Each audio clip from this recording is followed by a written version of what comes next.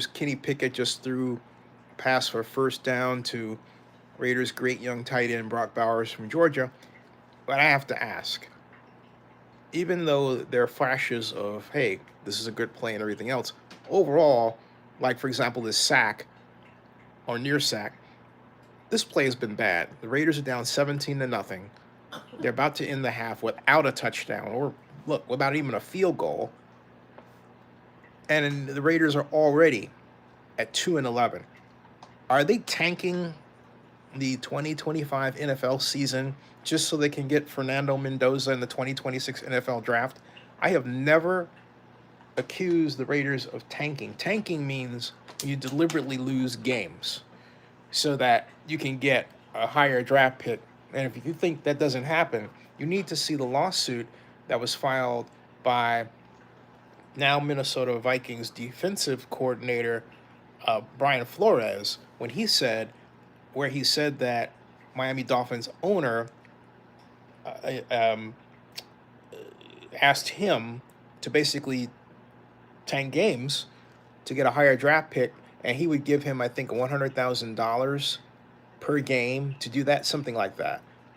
So that's a microcosm of what is said to really happen in the National Football League.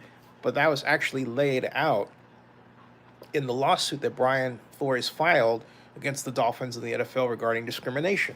Um, and that lawsuit, I believe, has not been effectively settled, but Flores has emerged as one of the best NFL defensive coordinators active right now.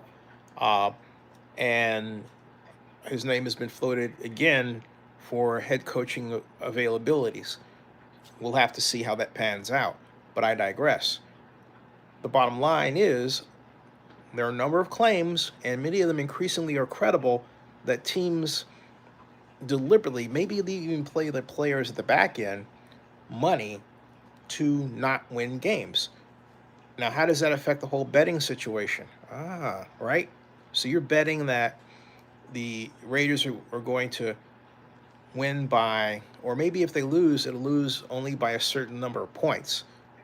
If that's the case and they're tanking, which means they don't do well at all, that really affects your betting outcome and causes you to lose a lot of money. It's also not legal.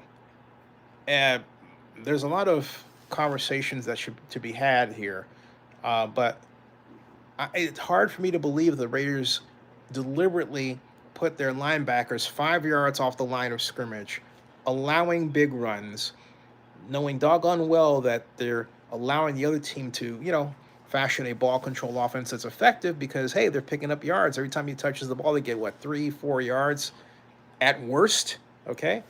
Uh, it's hard for me to believe that a team isn't aware of what it's doing to the point where it would lose a game because it's deliberately calling plays and mounting strategy that doesn't work. All right? That doesn't work. Because you can see it. I can see it with my eyes, uh, that it doesn't work. And it's not that the Eagles are that good. The Eagles are they the world champions right now? They're not bad. But I think everybody will agree that the Eagles are not playing up to their standard. Because if they were, they would be undefeated by now. But even with that, and even with the kind of season they've had at 8-5, which is unheard of for the Eagles, considering how they played in the recent past, the Raiders are scoreless. It's 17 and to nothing, and the Raiders look pathetic. And I'm tired of seeing it. You're tired of seeing it. We're all tired of seeing it. We all thought that Shooter Sanders should have been the Raiders' quarterback. Not.